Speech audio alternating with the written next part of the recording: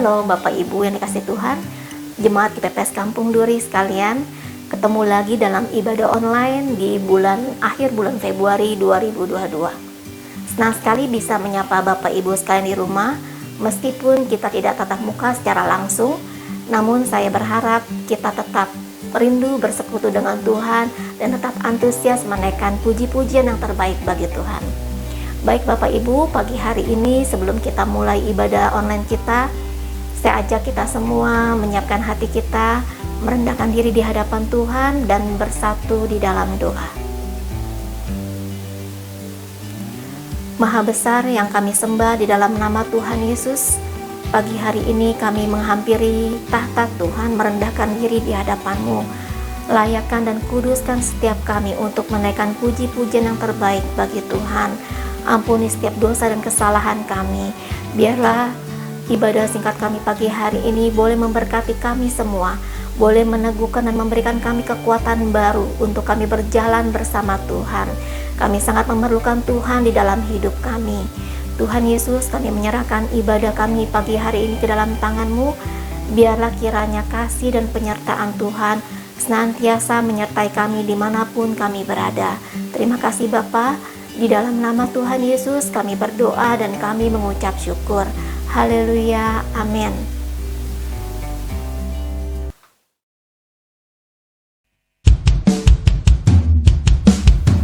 Mari saudara, pagi hari ini kita mau datang menghampiri Tuhan, memuji dan meninggikan nama Tuhan. Hanya Dialah satu-satunya yang layak kita tinggikan. Amin, terpujilah nama-Mu Tuhan.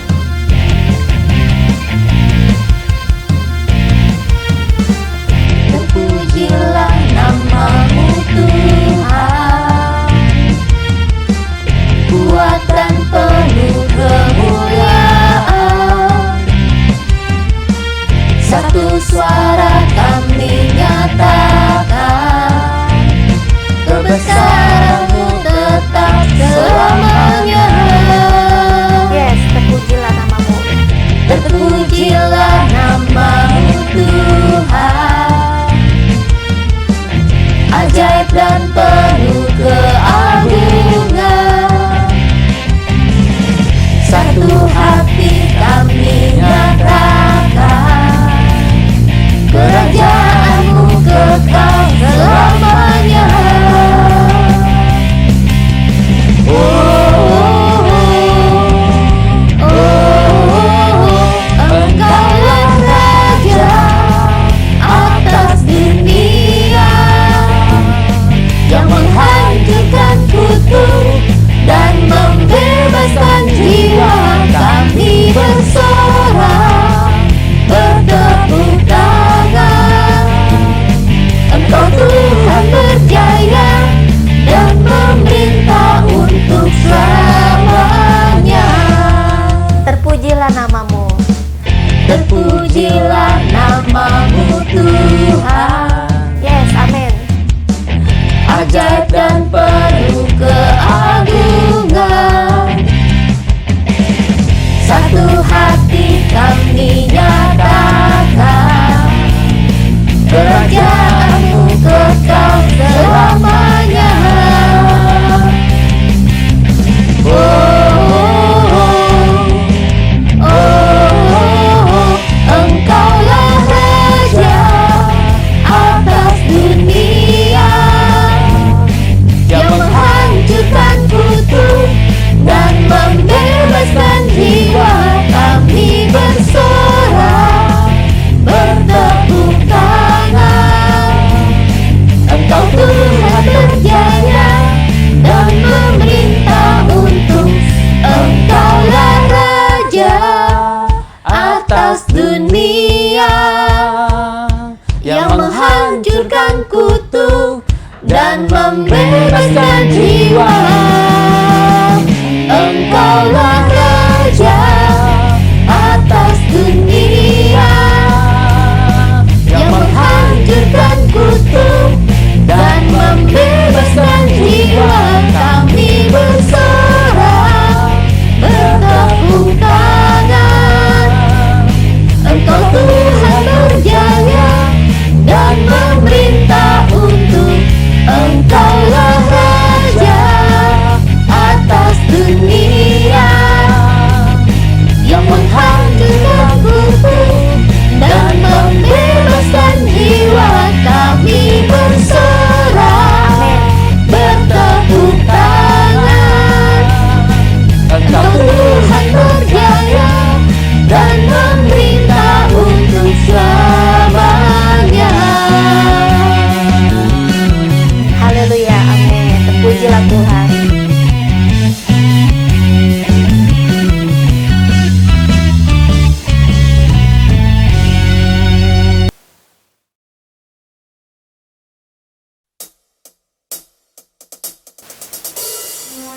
Mari Bapak Ibu, sebelum kita masuk dalam pemberitaan firman Tuhan, mari sama-sama kita mau siapkan hati dan pikiran kita. Kita mau nyatakan bahwa Tuhanlah satu-satunya alasan kita hidup. Kita tidak dapat hidup sedetik pun tanpa kasih dan penyertaan Tuhan. Ku hidup karena anugerah-Mu. Tiada satu pun dapat ku banggakan, semua karena cinta-Mu. Ini hidupku, pimpin jalanku. Yesus pegang erat tanganku, ku tak dapat hidup di luar kasih-Mu. Bapa, jangan tinggalkan aku, Engkau alasan selama ku hidup.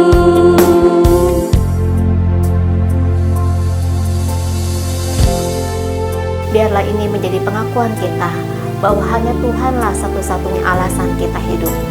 Kita mau diam di dalam kebenaran-Nya, karena kita tahu kita hanya hidup oleh kasih dan anugerah Tuhan. Kasih-Mu mengubah hidupku, Kau memilihku, selamatkan hidupku, semua karena cinta-Mu. Ini hidupku, pimpin jalanku. Yesus pegang erat tanganku, ku tak dapat hidup di luar kasih-Mu. Bapa, jangan tinggalkan aku, Engkau alasan selama ku hidup. Yesus pegang erat tanganku, ku tak dapat hidup di luar kasih-Mu. Bapa, jangan tinggalkan aku, Engkau alasan selama ku hidup. Engkau alasan selama ku hidup.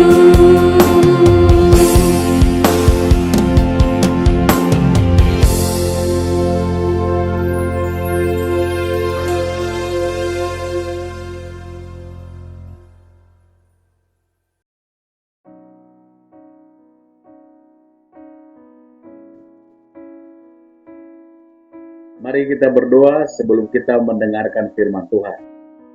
Tuhan Yesus, kami datang pagi hari ini mengucap syukur atas kebaikan-Mu dalam kehidupan kami Tuhan. Kami tahu Tuhan, kalau kami ada sehat sampai hari ini, semua karena kemurahan-Mu bagi kami Tuhan. Kami bangga punya Tuhan yang seperti Engkau, karena Engkau Allah yang setia dalam kehidupan kami. Kami membutuhkan firman-Mu dalam hidup kami Tuhan. Itu sebabnya Tuhan Yesus, kami telah membuka hati kami untuk firman-Mu. Berbicaralah Tuhan bagi kami. Dalam nama Tuhan Yesus kami berdoa. Amin. Shalom Bapak Ibu yang saya kasih dalam Tuhan. Saya bersyukur kepada Tuhan. Dan terima kasih kepada Ibu Gembala, Bapak Pendeta Entian, yang sudah mengundang saya untuk menyampaikan firman bagi kita hari ini. Saya percaya firman Tuhan akan kita dengar hari ini akan memberkati kita. Katakan amin. Mari kita buka Alkitab kita di dalam 1 Samuel 17 ayat 42 sampai ke ayat yang ke-50. 1 Samuel 17 ayat yang ke-42 sampai ke ayat yang ke-50. Saya akan membacakan buat Bapak Ibu. Demikian bunyi firman Tuhan. 1 Samuel 17 ayat 42 sampai ke ayat yang ke-50. Ketika orang Filistin itu menunjukkan pandangnya ke arah Daud serta melihat dia, dihinanya Daud itu karena ia masih muda, kemerah-merahan dan elok parasnya. Orang Filistin itu berkata kepada Daud, "Anjingkah aku? Maka engkau mendatangi aku dengan tongkat." Lalu demi para allahnya orang Filistin itu mengutuki Daud. Pula orang Filistin itu berkata kepada Daud, "Hadapilah aku, maka aku akan memberikan dagingmu kepada burung-burung di udara dan kepada binatang-binatang di padang." Tetapi Daud berkata kepada orang Filistin itu, "Engkau mendatangi aku dengan pedang dan tombak dan lembing, tetapi aku mendatangi engkau dengan nama Tuhan semesta alam, Allah segala barisan Israel yang kau tantang itu. Hari ini juga Tuhan akan menyerahkan kau ke dalam tanganku, dan aku akan mengalahkan kau dan memenggal kepalamu dari tubuhmu. Hari ini juga aku akan memberikan mayatmu dan mayat tentara orang Filistin kepada burung-burung di udara dan kepada binatang-binatang liar, supaya seluruh bumi tahu bahwa Israel mempunyai Allah, dan supaya segenap jemaah ini tahu bahwa Tuhan menyelamatkan bukan dengan pedang dan bukan dengan lembing, sebab di tangan Tuhanlah pertempuran, dan ia pun menyerahkan kamu ke dalam tangan kami." Ketika orang Filistin itu bergerak maju untuk menemui Daud, maka segeralah Daud berlari ke barisan musuh untuk menemui orang Filistin itu. Lalu Daud memasukkan tangannya dalam kantungnya, diambilnyalah sebuah batu dari dalamnya, diumbannya, maka kenalah dahi orang Filistin itu, sehingga batu itu terbenam ke dalam dahinya, dan terjerumuslah ia dengan mukanya ke tanah. Demikianlah Daud mengalahkan orang Filistin itu dengan umban dan batu. Ia mengalahkan orang Filistin itu dan membunuhnya tanpa pedang di tangan. Judul khotbah saya pagi hari ini adalah menang dalam pertandingan hidup. Saya ulangi sekali lagi. Judul khotbah saya pagi hari ini adalah menang dalam pertandingan hidup. Dalam sebuah pertandingan, seseorang itu bisa diprediksi menang kalau orang tersebut kuat dan memiliki pengalaman dalam bertanding. Contohnya, ya, kalau sepak bola kita diadu dengan sepak bola Jepang, jauh sebelum mereka bertanding, para pengamat sudah memprediksi Jepanglah yang akan menang. Kenapa Jepang yang akan menang? Karena Jepang itu kuat dan memiliki pengalaman dalam bertanding. Sama halnya, ya, kalau Goliat kita bandingkan dengan Daud, Daud ini tidak ada apa-apanya. Secara fisik, Goliat jauh lebih besar dari Daud, lebih tinggi dari Daud. Bahkan Alkitab memberikan catatan bagi kita mengenai Goliat ini. Goliat ini dari semenjak mudanya sudah jago dalam berperang.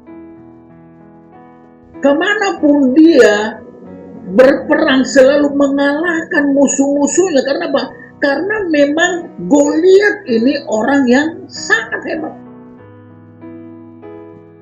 Sedangkan Daud, pekerjaannya hanyalah gembala kambing domba. Bahkan dalam keluarga pun Daud ini tidak dianggap, Bapak Ibu, tidak diperhitungkan. Bahkan Daud ini juga adalah orang yang tertolak. Dari mana kita tahu bahwa Daud ini tidak diperhitungkan dalam keluarga? Dari mana kita tahu Daud ini tertolak? Perhatikan kekasih dalam Tuhan. Ketika Samuel mengurapi anak-anak Isai tersebut, semua kakak-kakak Daud dilibatkan dalam pengurapan itu. Mulai dari anak yang pertama dilibatkan, anak yang kedua dilibatkan, sampai ke anak yang ketujuh. Tapi Daud tidak diundang dalam pengurapan itu. Daud tidak diajak dalam pengurapan itu. Bahkan Daud tidak dilibatkan dalam pengurapan itu. Sampai Samuel berkata seperti ini, hanya inikah anakmu? Coba kita baca kekasih dalam Tuhan di dalam 1 Samuel 16 ayat yang ke-11. Coba perhatikan. 1 Samuel 16 ayat yang ke-11. Karena Daud ini tidak diperhitungkan dalam keluarga, ya, tidak dianggap dalam keluarga. 1 Samuel 16 ayat yang ke-11 dikatakan demikian. Lalu Samuel berkata kepada Isai, inikah anakmu semuanya? Jadi Daud tidak dilibatkan, Daud tidak diajak dalam pengurapan itu sampai Samuel berkata, hanya inikah anakmu? Isai berkata, masih ada satu orang lagi. Siapa itu? Daud. Sampai disuruh memanggil Daud. Jadi Daud ini tidak diperhitungkan. Daud ini dianggap kecil. Daud ini disepelekan. Tapi hari ini kita akan belajar kekasih dalam Tuhan, ya. Kenapa Daud yang kecil ini bisa memenangkan pertandingan yang besar itu? Kenapa Daud yang tidak dianggap ini bisa membunuh Goliat yang besar itu? Apa langkah yang diperbuat Daud? Hari ini kita akan belajar. Ada 3 langkah yang diperbuat Daud. Kenapa Daud yang kecil bisa membunuh Goliat yang besar itu? Langkah yang pertama, perhatikan. Daud menjaga sikapnya. Itu langkah yang pertama. Kenapa Daud bisa membunuh Goliat yang besar itu? Karena Daud menjaga sikapnya. Coba perhatikan kekasih dalam Tuhan. 1 Samuel 17 ayat yang ke-11. 1 Samuel 17 ayat yang ke-11. Perhatikan Saul dan pasukannya ketika menghadapi Goliat itu. Saul dan pasukannya dikatakan demikian. Ketika Saul dan segenap orang Israel mendengar perkataan orang Filistin itu, maka cemaslah hati mereka dan sangat ketakutan. Jadi ketika Raja Saul dan pasukannya melihat Goliat itu, mendengar kata-kata Goliat itu, maka Alkitab menuliskan bagi kita, maka cemaslah hati mereka. Ketakutan. Itu dari sisi Raja Saul dan pasukannya. Tapi perhatikan, kita lihat di sisinya Daud. Ya, bagaimana caranya Daud melihat Goliat itu? Coba lihat 1 Samuel 17 ayat yang ke-32. Ini dari sisi Daud, Bapak Ibu yang saya kasih dalam Tuhan. 1 Samuel 17 ayat yang ke-32. Saya akan membacakan buat kita semua. 1 Samuel 17 ayat yang ke-32. Demikian firman Tuhan. Berkatalah Daud kepada Saul, janganlah seseorang menjadi tawar hati karena dia, hambamu ini akan pergi melawan orang Filistin itu. Ya. Coba perhatikan ke depan Bapak Ibu sekalian Tuhan. Menurut Bapak Ibu, sama nggak Daud dan Raja Saul dengan pasukannya melihat Goliat yang besar itu? Sama. Mereka sama-sama melihat. Pertanyaan saya yang kedua, sama nggak Daud dan Raja Saul dengan pasukannya mendengar kata-kata Goliat yang merendahkan orang Israel pada saat itu? Sama. Sama-sama mereka melihat Goliat yang besar, sama-sama mereka mendengar perkataan Goliat. Tapi apa yang membedakan mereka? Kenapa Daud berani melawan Goliat itu? Kenapa Raja Saul dan pasukannya takut? Kenapa? Karena Daud menjaga sikapnya, kekasih dalam Tuhan. Ya.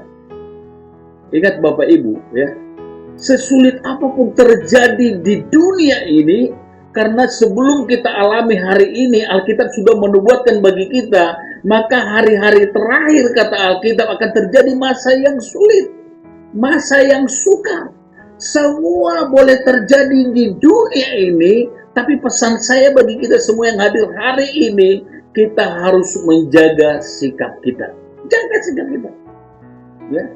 Jangan sampai yang di luar itu mempengaruhi keadaan hati kita. Jangan. Jaga. Ya. Kenapa Daud bisa merobohkan Goliat yang besar itu? Kenapa? Karena dia jaga sikapnya, kekasih dalam Tuhan. Sikap itu penting, kekasih dalam Tuhan. Ya. Jaga. Bahkan di dalam Amsal juga berkata, kalau engkau, kata kita pasal, menghadapi persoalan hidup dengan tawar hati, maka kecillah kekuatanmu, kata Alkitab. Itu sebabnya jaga sikap kita, jangan sampai kita takut, jangan. Ya. Coba kita lihat lagi di dalam Alkitab, di dalam Bilangan 13 ayat 31. Bilangan 13 ayat 31, saya akan membacakan buat Bapak Ibu. Bilangan 13 ayat 31, demikian firman Tuhan. Bilangan 13 ayat 31, tetapi orang-orang yang pergi ke sana bersama-sama dengan dia berkata, kita tidak dapat maju menyerang bangsa itu karena mereka lebih kuat daripada kita. Perhatikan, 10 pengintai ini ketika mereka pulang dari Kanaan, berita yang mereka bawa adalah berita yang menakutkan. Mereka berkata, kita tidak akan bisa maju menyerang bangsa itu. Kenapa? Karena penduduknya tinggi-tinggi perawakannya. Tidak mungkin, kata mereka. Itu sebabnya 10 pengintai ini membawa kabar buruk, itu mempengaruhi semua orang Israel pada zaman itu. Ya. Dan hari ini juga, kekasih dalam Tuhan, ya. Semua berita-berita yang kita dengar di dunia ini itu bisa menakutkan kita. Ya. Apalagi sekarang Omikron yang sedang tinggi, ya. Ada banyak orang jadi parno, ada banyak orang tidak mau lagi ibadah, ada banyak orang tidak mau lagi berdoa. Kenapa? Karena takut, tidak jaga sikapnya. Ya. Jadi berita apapun yang kita dengar hari-hari ini, kekasih dalam Tuhan, jangan sampai mempengaruhi keadaan hati kita. Ya, jangan. Saya senang dengan ada satu lagu yang sangat tua, ya, mungkin hari-hari ini tidak terkenal lagi, tapi lagu ini sangat memberkati. Ya.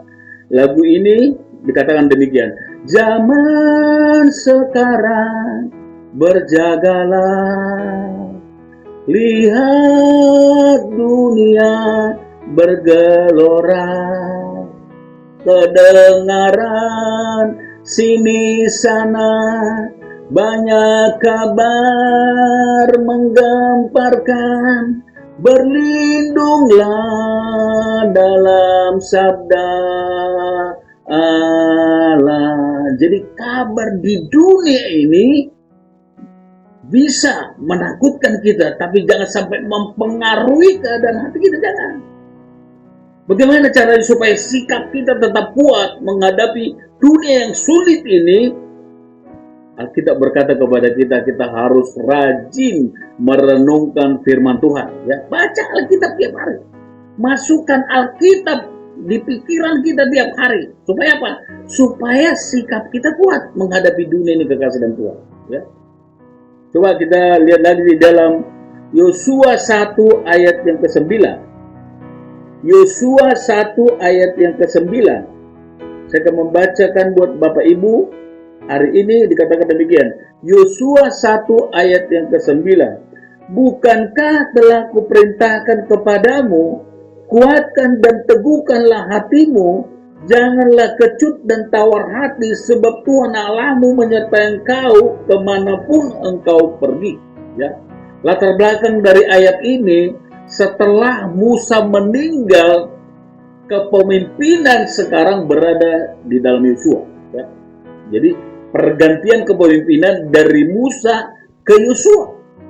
Memang tidak mudah bagi Yosua untuk memimpin bangsa ini, karena bangsa ini bangsa yang tegar tengkuk, bangsa yang susah untuk diatur. Bahkan perjalanan mereka pun untuk menuju ke Kanaan tidaklah mudah, kekasih dalam Tuhan. Ada banyak bangsa-bangsa yang harus mereka kalahkan. Sulit. Tapi pesan Tuhan bagi Yosua, jelas di sini dikatakan bahwa sikap Yosua harus dijaga. Jangan kecut dan tawar hati. Sebab kalau kita sudah tawar hati, kalau kita sudah kecut, kita tidak punya kekuatan, kekasih dalam Tuhan. Itu sebabnya firman Tuhan berkata kepada Yosua, tetap engkau menjaga sikap. Jadi supaya kita bisa memenangkan pertandingan hidup ini, kekasih dalam Tuhan, perlu kita jaga sikap kita. Ya. Jangan sampai kita terpengaruh dengan keadaan dunia ini. Itu langkah yang pertama yang diperbuat Daud. Kenapa Daud yang kecil bisa membunuh Goliat yang besar itu? Karena Daud menjaga sikapnya. Yang kedua, langkah yang kedua, kenapa Daud bisa membunuh Goliat yang besar itu? Kenapa Daud bisa memenangkan pertandingan tersebut? Langkah yang kedua yang diperbuat Daud adalah Daud melibatkan Tuhan dalam kehidupannya. Coba lihat di ayat 45. 1 Samuel 17 ayat yang ke-45.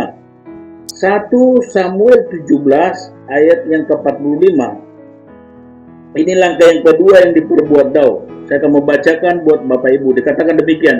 Tetapi Daud berkata kepada orang Filistin itu, engkau mendatangi aku dengan pedang dan tombak dan lembing.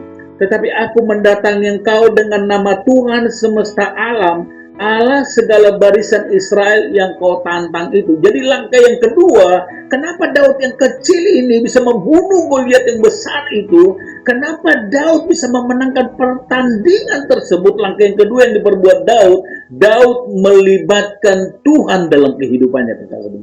Ya, itu yang kedua. Daud melibatkan Tuhan. Secara manusia tidak mungkin Daud bisa mengalahkan Goliat ini, tidak mungkin. Karena Goliat ini orang hebat, perawakannya besar, tidak mungkin. Tapi kenapa Daud bisa membunuh Goliat yang besar itu? Karena Daud melibatkan Tuhan, Bapak Ibu. Ya, perhatikan apa kata Daud. Ya, Daud berkata kepada Goliat, engkau mendatangi aku dengan pedang dan lembing, kata Daud. Tapi aku mendatangi engkau dengan nama Tuhan. Jadi Daud melibatkan Tuhan dalam kehidupannya, kekasih Tuhan. Ingat Bapak Ibu, ya, tidak ada masalah yang tidak bisa diatasi kalau kita melibatkan Tuhan dalam kehidupan kita. Katakan amin. Ya, tidak ada persoalan yang tidak bisa dipecahkan kalau Tuhan terlibat dalam kehidupan kita.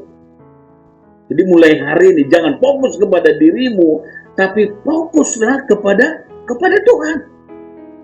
Masalah kita bisa besar, tapi ingat, Tuhan kita jauh lebih besar dari persoalan hidup kita. Kita akan keluar sebagai pemenang. Kita akan bisa mengatasi kesulitan yang ada kalau kita melibatkan Tuhan dalam kehidupan kita. Coba kita lihat di dalam 2 Tawarik 20. 2 Tawarik 20, perhatikan mengenai Raja Yosafat. 2 Tawarik 20 ayat 1 sampai ayat yang ketiga. 2 Tawarik 20 ayat 1 sampai ayat yang ketiga, saya akan membacakan buat kita semua. Dikatakan demikian, setelah itu Bani Moab dan Bani Amon datang berperang melawan Yosafat bersama-sama sepasukan orang Meunim. Datanglah orang memberitahukan Yosafat, suatu laskar yang besar datang dari seberang laut Asin, dari Edom menyerang tuanku. Sekarang mereka di Hasason Tamor, yakni En-Gedi. Yosafat menjadi takut, lalu mengambil keputusan untuk mencari Tuhan. Ia menyerukan kepada seluruh Yehuda supaya berpuasa. Ya, perhatikan kekasih dan Tuhan. Ya, latar belakang dari ayat ini, Yosafat ya melawan 2 laskar yang besar, Moab dan Amon. Secara hitung-hitungan tidak sanggup Yosafat melawan, karena apa? 2 laskar yang besar ini datang menyerang kerajaan Yosafat. Tapi apa yang diperbuat Yosafat, kekasih Tuhan? Yosafat di ayat 3 di sini dikatakan Yosafat menjadi takut, lalu mengambil keputusan untuk mencari Tuhan. Jadi Yosafat tidak fokus pada dirinya, Yosafat tidak mengandalkan kekuatannya, tapi Yosafat mengandalkan Tuhan, Bapak Ibu. Jadi ketika 2 laskar yang besar itu datang menyerang kerajaan Yosafat, Yosafat berseru kepada Tuhan. Yosafat mengandalkan Tuhan. Itu sebabnya kenapa Yosafat ini bisa membunuh 2 laskar yang besar itu. Karena Allah terlibat dalam kehidupan Yosafat. Demikian juga dengan kehidupan kita, kekasih Tuhan. Saya percaya ya, masa-masa sulit yang kita alami hari ini, kalau kita pakai kemampuan kita sendiri, kita tidak bisa atasi kesulitan itu, kekasih dan Tuhan. Ya. Kita lihat jam-zaman sekarang ya. Punya uang pun nggak berdaya hari-hari ini. Karena apa? Omikron lagi meningkat. Banyak orang yang punya uang meninggal. Ya, banyak orang kaya stres. Tapi bagi kita hari ini, kalau kita mengandalkan Tuhan, kita berserah, bahkan kita fokus kepada Tuhan, maka kita akan keluar sebagai pemenang kekasih dan Tuhan. Ya. Kita akan mengalami kemenangan yang besar kalau kita mengandalkan Tuhan. Ingat Bapak Ibu, ya, sesuatu yang berubah-ubah itu tidak bisa dipegang. Ya. Menurut Bapak Ibu, manusia dengan janjinya berubah nggak? Berubah, nggak bisa dipegang. Dunia ini juga menurut Bapak Ibu berubah nggak? Berubah. Nggak bisa kita buat sandaran kita. Kita nggak bisa mengandalkan dunia ini karena sifatnya berubah. Terus yang tidak berubah siapa? Tuhan. Tuhan dari dahulu sampai hari ini, sampai selama-lamanya tidak berubah Bapak Ibu. Itu sebabnya andalkanlah Tuhan, sebab Tuhan tidak pernah berubah dalam hidup kita. Ya, Dia menyayangi kita. Bahkan Dia menyertai hidup kita. Andalkan Dia. Coba kita lihat lagi di dalam Yeremia 17 ayat 7 dan 8. Yeremia 17 ayat 7 dan 8. Yeremia 17 ayat 7 dan 8 dikatakan demikian, diberkatilah orang yang mengandalkan Tuhan, yang menaruh harapannya pada Tuhan. Ia akan seperti pohon yang ditanam di tepi air, yang merambatkan akar-akarnya ke tepi batang air, dan yang tidak mengalami datangnya panas terik, yang daunnya tetap hijau, yang tidak khawatir dalam tahun kering, dan yang tidak berhenti menghasilkan buah. Jelas ayat ini berkata, diberkatilah orang yang mengandalkan Tuhan, yang menaruh harapannya kepada Tuhan, pasti diberkati. Itu sebabnya jangan fokus pada kekuatan kita, jangan fokus kepada harta kita, jangan fokus kepada jabatan kita, jangan fokus mengandalkan orang lain, tapi fokuslah kepada Tuhan, sebab kita akan diberkati Tuhan kalau kita mengandalkan Tuhan. Amin Bapak Ibu. Saya percaya Tuhan akan memberkati kita kalau kita mengandalkan Dia setiap hari dalam kehidupan kita. Itu langkah yang kedua. Langkah yang ketiga, yang terakhir, apalagi yang diperbuat Daud ini. Kenapa Daud yang kecil ini bisa membunuh Goliat yang besar itu? Kenapa Daud yang tidak dianggap ini bisa memenangkan pertandingan yang besar itu? Langkah yang ketiga adalah Daud mengucapkan perkataan iman. Coba kita lihat di dalam 1 Samuel 17 ayat yang ke-46. 1 Samuel 17 ayat yang ke-46. Dikatakan demikian, hari ini juga Tuhan akan menyerahkan engkau ke dalam tanganku, dan aku akan mengalahkan engkau dan memenggal kepalamu dari tubuhmu. Hari ini juga aku akan memberikan mayatmu dan mayat tentara orang Filistin kepada burung-burung di udara dan kepada binatang-binatang liar, supaya seluruh bumi tahu bahwa Israel mempunyai Allah. Jadi yang ketiga ini, kenapa Daud yang kecil ini bisa membunuh Goliat yang besar itu? Yang ketiga adalah karena Daud mengucapkan perkataan iman. Di ayat 46 ini Daud berkata, hari ini juga, kata Daud, aku akan memenggal kepalamu dari tubuhmu. Pertanyaan saya, sudah dipenggal Daud belum kepala Goliat tersebut? Belum. Karena Daud baru memenggal kepala Goliat itu di ayat yang ke-49. Perhatikan di ayat 49. Daud baru bisa mengalahkan Goliat itu di ayat 49. Dikatakan demikian. Lalu Daud memasukkan tangannya dalam kantungnya, diambilnyalah sebuah batu dari dalamnya, diumbannya, maka kenalah dahi orang Filistin itu, sehingga batu itu terbenam ke dalam dahinya, dan terjerumuslah ia dengan mukanya ke tanah. Jadi di ayat 46 Daud sudah berkata, hari ini juga aku akan memenggal kepalamu dari tubuhmu, kata Daud. Tapi di ayat 49 baru dibunuh. Jadi Daud di ayat 46 dia mengucapkan perkataan iman. Tahukah Bapak Ibu, perkataan yang kita ucapkan itu adalah benih. Itu sebabnya hati-hati mengucapkan perkataan. Karena perkataan itu sebuah benih. Ingat, benih apa yang kita tanam, itu juga yang akan kita tuai. Ya.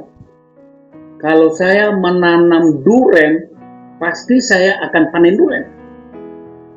Tidak mungkin saya menanam duren, panen rambutan, nggak mungkin. Apa yang saya tanam, benih apa yang saya tanam, benih itu juga akan ya saya panen, Bapak Ibu. Itu sebabnya hati-hati dalam berkata-kata. Ya. Ada seorang ayah, ya, ini ilustrasi nih. Ada seorang ayah mengajak anaknya ke sebuah lembah. Jadi ketika mereka sampai ke sebuah lembah tersebut, sang ayah berkata kepada anak, coba teriakkan satu kata. Si anak bertanya, untuk apa Pak? Udah teriak aja satu kata. Si anak itu berjalan di ujung lembah, dia meneriakkan satu kata. Kata apa yang diteriakkan? Kata hai. Hai katanya. Sejenak memang sepi. Tapi tidak lama kemudian terdengar kata.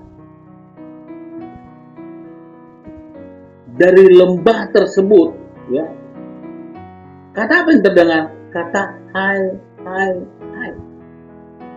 Kenapa kata hai yang terdengar? Karena kata hai yang diucapkan.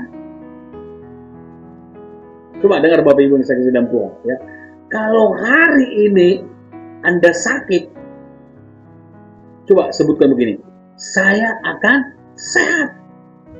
Maka kesehatan akan datang. Sebab apa yang kita ucapkan itu yang akan datang. Kalau hari ini ekonomi kita porak-poranda, coba katakan, saya akan dipulihkan Tuhan. Maka pemulihan akan datang. Apa yang kita ucapkan, itu yang akan datang dalam hidup kita. Itu sebabnya berhati-hati menggunakan perkataan kita. Ya. Kita harus belajar kepada Daud ini. Daud mengucapkan kata-kata iman. Ya. Di zaman Omikron hari ini kita harus berkata seperti, saya sehat, saya kuat, maka kesehatan, kekuatan akan datang dalam hidup kita. Jangan suka sebut saya sial, jangan. Maka kesialan akan datang. Tapi perlu kita ganti kata-kata kita. Saya akan diberkati Tuhan, maka berkat Tuhan akan datang. Saya akan dipulihkan Tuhan, maka pemulihan Tuhan akan datang. Kata-kata iman yang harus kita ucapkan, kata-kata yang membangun harus kita ucapkan. Saya pernah mendoakan seorang bapak, kekasih dalam Tuhan. Ya, bapak ini memang sakitnya leukemia. Ya, leukemia. Saya doain, itu saya ajarin itu si bapak. Saya bilang begini, Pak, kalau orang bertanya di mana kabar, katakan puji Tuhan. Jadi katakan puji Tuhan. Begitu Pak Kolisia? Iya. Kalau ada orang bertanya kepada bapak, gimana kabar? Katakan puji Tuhan. Iya Pak, katanya. Seminggu kemudian saya datang lagi, doain si bapak ini. Terus saya tanya, gimana Pak kabarnya Pak? Payah katanya. Loh, kan saya udah cari. Jangan suka sebut payah. Jangan suka mengucapkan kata payah.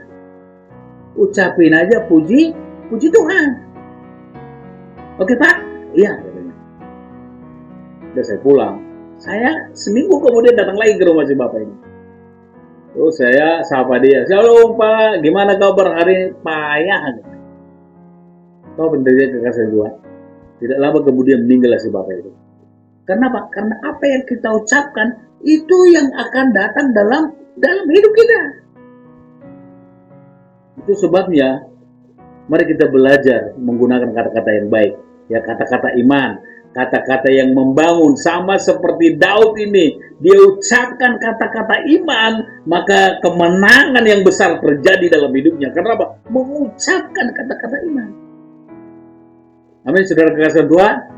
Mari kita berubah dalam berkata-kata, ya. Ada banyak orang tua berkata setan kepada anaknya. Kalau anaknya setan, berarti orang tuanya kuntilanak, Bapak Ibu. Ubah kata-kata kita. Katakan, anak saya akan diberkati Tuhan, anak saya akan menjadi berhasil, maka keberhasilan berkat Tuhan akan datang dalam hidup kita. Amin, Bapak Ibu. Coba kita lihat satu ayat lagi di dalam Markus 5. Lihat orang yang menggunakan kata-kata iman. Markus 5 ayat 28 dan 29. Markus 5 ayat 28 sampai ayat yang ke-29. Dikatakan demikian. Sebab katanya, asal kujamah saja jubahnya, aku akan sembuh.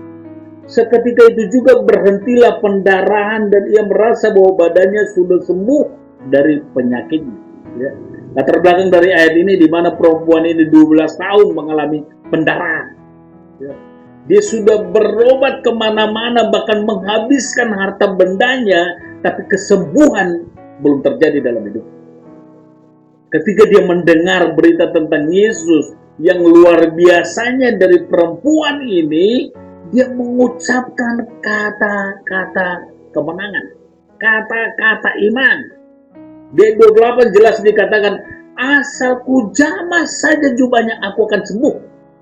Belum dia jamah jubahnya, tapi kata-kata iman sudah dilontarkan lebih dahulu, sudah diucapkan lebih dahulu. Itu sebabnya di ayat 29 ketika dia berjumpa dengan Yesus menjamah jubahnya, terjadilah kesembuhan, terjadilah mujizat dalam hidupnya. Kenapa?